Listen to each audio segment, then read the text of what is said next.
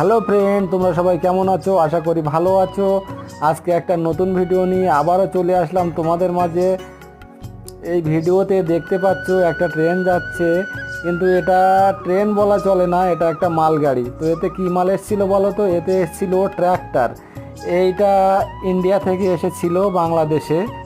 এখন আমি বাংলাদেশেই আছি, আর এখন বাংলাদেশ দিয়েই যাচ্ছে ট্রেনটা। এই একটুখানি বাদে ইন্ডিয়া গেট গেট দিয়ে প্রবেশ করে ইন্ডিয়ায় ঢুকে যাবে।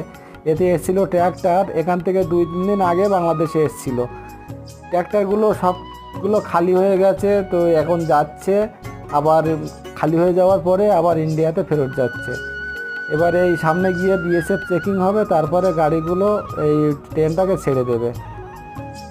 আর আমি এসেছিলাম, আমার এই রাস্তার ধারেই আমার গাড়ি খালি হচ্ছে। আমি মাল নিয়ে এসেছিলাম বিশাখাপত্তনম থেকে, তো এটা খালি হয়ে গেলে আমিও চলে যাব।